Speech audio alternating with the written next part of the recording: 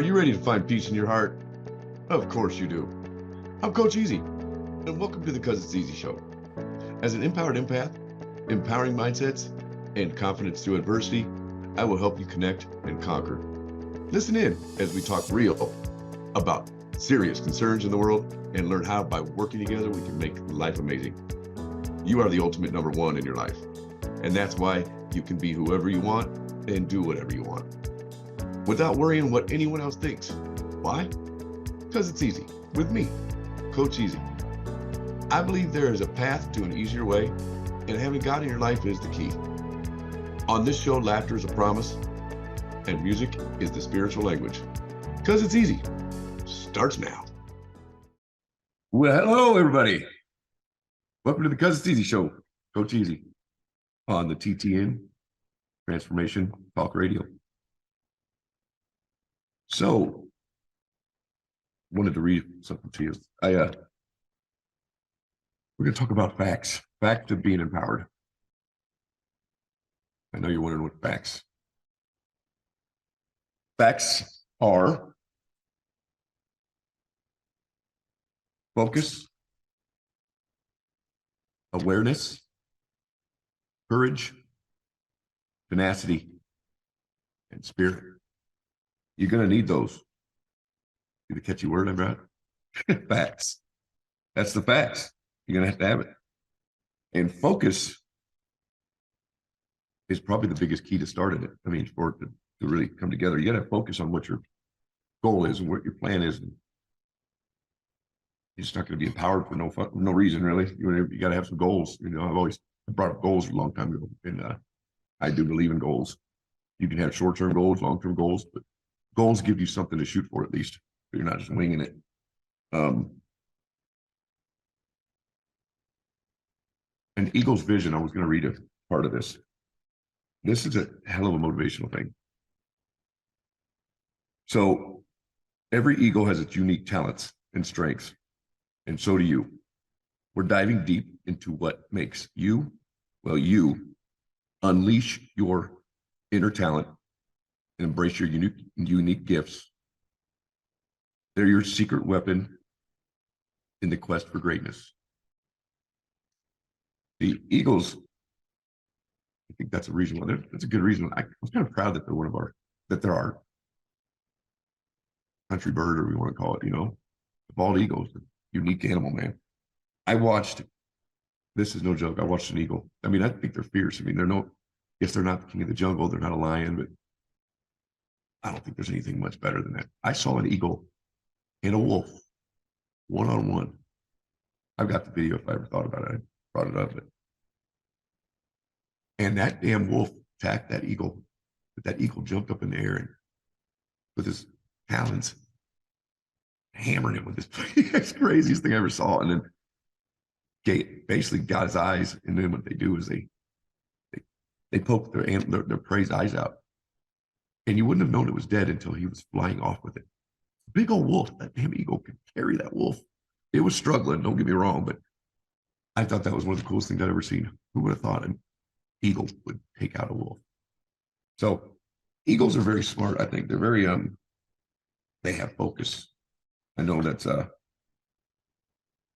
I was impressed ever since then, but I've always thought eagles were cool. I don't think we realized how smart they were. Here's another thing it says.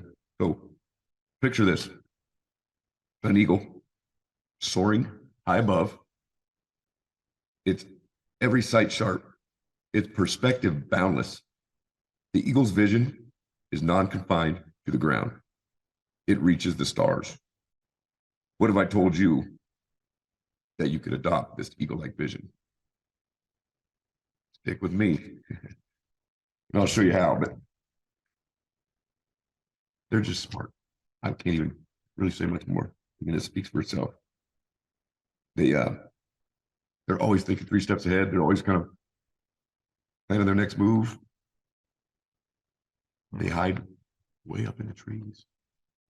Anyway, so yeah, focus. That's what an eagle has, focus. You got to have focus what you want to do. The other is awareness.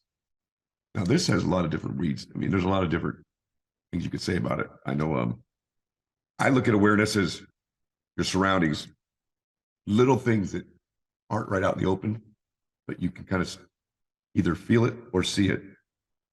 That's what comes with intuition. You can't have intuition without awareness. I mean, you can just, with awareness, you can just feel the room almost. There's no special talents, but even if you don't have intuition, you still have to have awareness of what your surroundings are. Basically, the clear perception and understanding of what your end game is. And the other is courage. We all know what courage is. I never used to have much courage. I mean, I wouldn't say I was scared, but I wouldn't. Courage is different than maybe what people think of confidence or think of.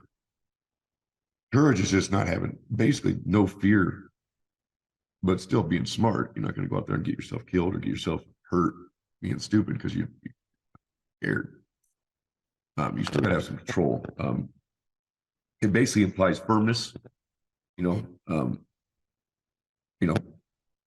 of the mind. You're firm in your mind that you're going to be okay and you can face whatever comes your way.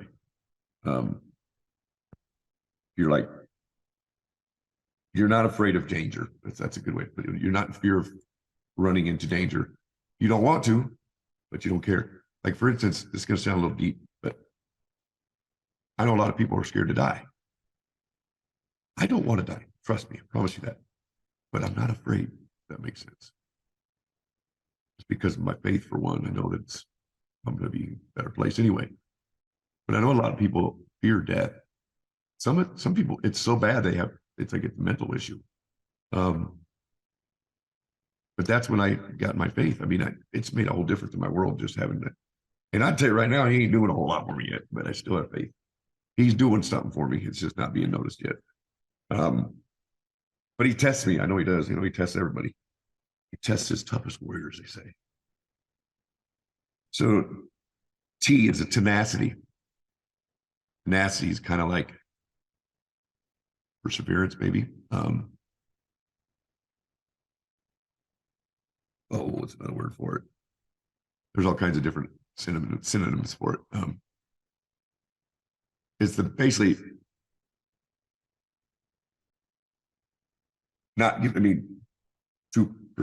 persistent and unwilling to accept failure or accept defeat. Let's put it that way.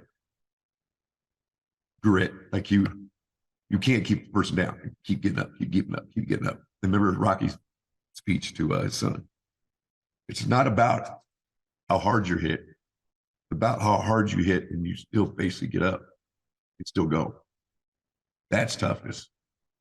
No matter how many times you get hit, you keep getting up, keep going. Of course, you get hit too many times, you probably won't be. You know what I'm saying? And then your last one is spirit. Spirit, never backing down. That's kind of like you're basically kind of your heart. You have heart when you're playing a sport, or you have heart when you're in the middle of a football game or something. Just you hold your own. You don't let people. You don't take on the biggest, baddest person in the school or on the football field. That spirit. It's kind of like tenacity in a way. Very similar. But keeping your morale, keeping the morale of everybody up. You're not doing anything out of normal. It's not fair. You always got to be fair. But then again, I always grew up, I'm not saying this is not a good thing, but they always used to say, if you're not cheating, you ain't trying. Well, there's a little bit of a fine line there. Cheating is not good. Stretching, get an upper hand, as long as you're not doing anything too horrible. They always call things bush league and stuff like that. Watch baseball. Some of that stuff is ridiculous, but like, if you're trying to steal a sign, I think that's part of the game. If you don't hide it good enough, that's your own fault.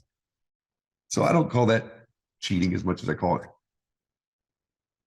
trying to get the upper hand. That's what you do in sports sometimes. Whatever little thing you can get without it being deliberate cheating, I think it's a pretty good deal.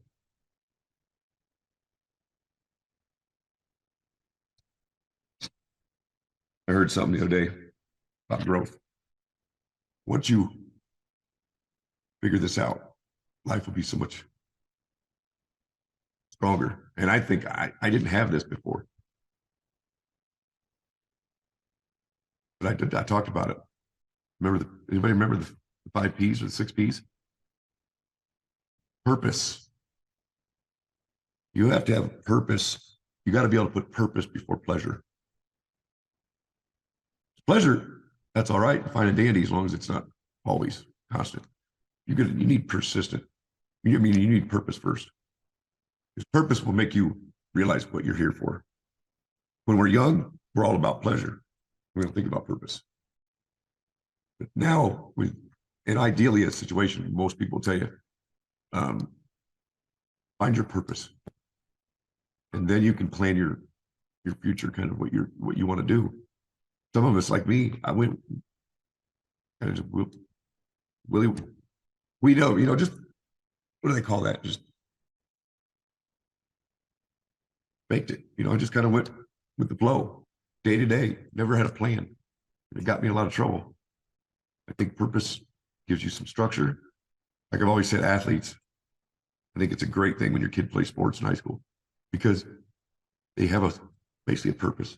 They also have a structure. They know what they can and can't do. So if you give them that when they have something they love, make them a little more organized, a little bit more on point on what they're supposed to do, and not just be running around being stupid and getting crazy and getting in trouble. And because that happens a lot. That's what happened. It happened to me. Luckily, I didn't turn out too bad, but I could have went down a really, really bad road. But then again, there's also influences. When you're in sports, those influences aren't as widespread. Because you're going to be around your same football players or your same players, your coach. Coach is going to expect certain things out of you, grades, kind of person you are when we start fights, when we get in fights. And respecting, that's the big word. Respect. As soon as everybody learns respect, that's adults and kids, better off our country will be. Love and respect. We're going to come back and talk more on the Because It's Easy show. Coach Easy. Radio, transformation radio talk radio.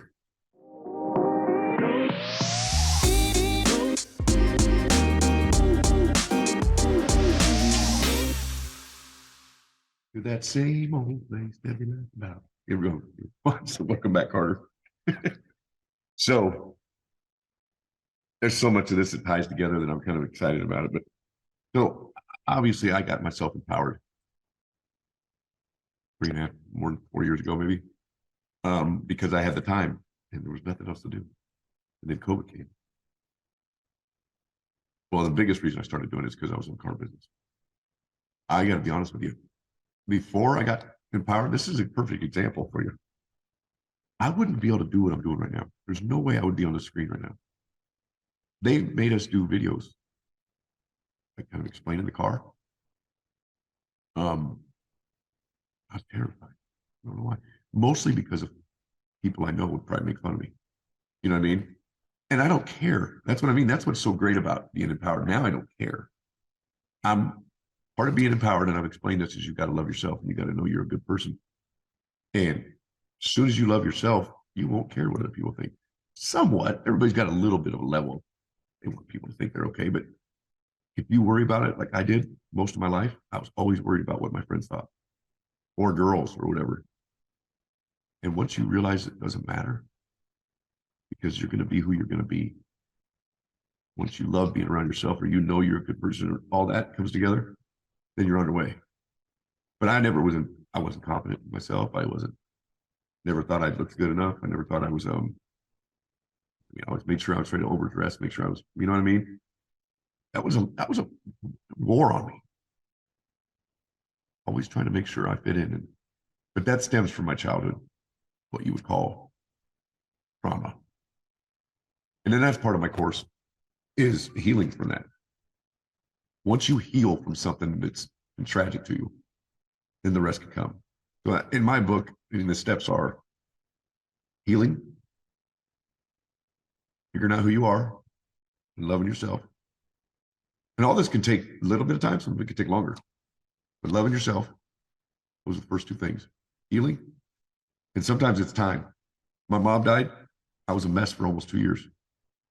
I didn't realize it was going to affect me that way. And we can't plan for that. I thought I was prepared for when she died because I knew it wasn't going to be very much longer, a few years or whatever. But it didn't. And I was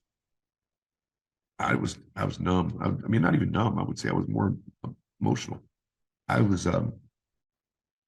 lost the only, or one of the only people that loved me unconditionally. And I could do no wrong in her eyes. You know what I mean?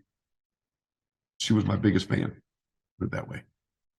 When you lose something like that, I don't know nobody really knows how to recover from that. I think time's all you got. That's what they always say, time heals wounds. I think it's true. There's no really any magic pill. There's no magical words that can be said. It's pain, man, to lose somebody, especially somebody. I've always said that I didn't know if it would be losing a kid would be harder than losing your parent. I don't really think there's a measure for either one, because you've lost your parent who's been in your life your whole life. The kid's hard though. That's your kid, but you haven't known him as long. But see, I don't think there's any bearing on which one's harder, because they're both hard, I'm sure. But let's get off that kick. The point I was making is you need to be able to heal, love yourself. Then you can start the process of getting to know yourself more, building step by step on your way to courage. Comes in that. You'll get courage eventually, but courage also comes, well, it helped me, gives me more courage when I had my faith. I got back into my faith 6 years ago, but I had an experience with Spirit years ago when my mom died. That gave me an extra amount of courage. I'm convinced that it did. And that's one of the things I've read about it, that it does that. So never hurts. I'm not going to push God on you guys, but it doesn't hurt. It sure as heck don't hurt. But it didn't hurt if he's real. I mean, he's, having faith, right? Anyway. So the other thing, when this happened, for me, this, what they call there's a Great Awakening. Did you know there was a first one? There's one that happened in the 1700s. And it was a similar situation where people were kind of giving up on Christ or giving up on their faith. And I think that's where our country's been going to, kind of down that road. And then all of a sudden, all these people been hit with this spiritual awakening, and they're trying to figure out what it's all about. Like, I still try to learn it. So this is the one that happened in 1700s. Because the reason I bring this up, and I won't get into biblical stuff with you, but people are always talking about Revelations and Antichrist and all this stuff coming, and I don't worry about that. If he comes, he comes. If you know you're right and you're good, why does it matter? You're going to a better place. So if you think just being clueless about everything and just like, who cares? Or maybe you think you're just going to break crimes and because we're all going to die. Well, you don't know for sure all that's going to happen. I know what I think. But once you get that courage, that comes with loving yourself, like I told you. You won't worry about it. One less thing to worry about, right? I don't want to worry about it. And I tell you what, I maybe worried about it 10 years ago. I maybe wasn't a bad person, but I wasn't maybe the best person. Drank too much, popping pills. Just not a good person. I wasn't mean. I was always nice, but it's a big weight off your shoulders when you know you're a good person. Respect and love are the two key words for that in my book. I know I'm not the only one who says that. So just try to find those two things for sure. But just to get back to what I was saying, the first Great Awakening was in the 1700s, Europe, I guess it was kind of a European thing. Basically, enlightenment, or the age of reason. I think it's just more of a waking up to realize that so much is different than what you really thought. Basically giving you a different perspective, maybe. I believe it's internal. I mean, it's a spirit. I know it is. So it said many ways religion was becoming more formal and less personal during this time, which led to lower church attendance. Christians were feeling complacent with their methods of worship, and some were delusioned with how wealth and rationalism were dominating culture. Many began to crave a return to religious piety. How many of you can say, and I'm just going to be honest, can say that society's okay right now? Or do we think we need some issues handled, things fixed? Like, I could go on about this. I mean, just the fact that, like, just be honest, fascism is a big deal that's going on right now.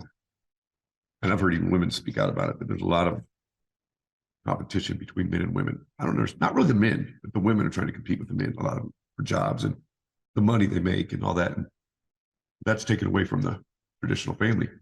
And I've never been one to expect a woman to stay home and clean, be the housewife, no. But there's something to be said about a woman's role and a man's role. Doesn't mean that there's a specific set thing, but like, women have always been better at organizing the home and making the house look nice and the kids and all that stuff. Not meaning that's their only job. Because I get it. Because back in the day when there was traditional families, the wife usually helped the man out. A lot of times it was farming. There was around the home. And men didn't cheat. If it was rare if it did. And men didn't usually abuse their wife like it did. Happens too much now. So women have every right to be kind of, screw this. I'm going to make time for myself and make my own money, because you didn't have to worry about that back then. Your man was going to be there all the time. Now, men in big shots, they tend to work a lot of hours, and then you never know if they're working or some tend to be playing. You never know. So I get the reasoning behind why women are trying to be empowered, and I won't ever knock them for doing it. I just think it's hurting the kids down the road if you really want to know the truth. But you can make also a conscious effort to still have dinner every night and still do what you're supposed to do. When I was married, we made it work. We took turns. Of course, I was off earlier than she was, but we always had plenty of time to have dinner with everybody at the table. But that's getting few and far between. And then you get a lot of divorces. Actually, that number's fallen, but there's not as many people getting married. So who knows? Fact of the matter is single family homes are much worse than two parents for the kids. So you're good one person, or at least the other parent is still involved, even if you're divorced, But I think that's a big part of it, is we all could get a little bit closer to God if you aren't. I won't preach it, but focus, awareness, courage, tenacity, and spirit. Keep those in mind. And we'll see you next week. We'll talk about some more stuff. Ready to start that course here soon. So keep posted. I'll let you know. Because It's Easy Show with Coach Easy. Transformation Talk Radio. You have been listening to the Because It's Easy Show with me, Coach Easy. Empowered empath, empowering mindsets, and building confidence through adversities. Tune in every Tuesday at 3:30 Pacific, 5:30 Central Time on TransformationTalkRadio.com, where I, Coach Easy, will show you the easy way to make your life simple, abundant, and amazing. No matter what you have experienced in your life, you can feel positive, confident, learn to laugh, and have fun again. For more information on the Cuz It's Easy approach, visit CuzIt'sEaZy.com. Cuz, C-U-Z, It's EaZy, E-A-Z-Y.com.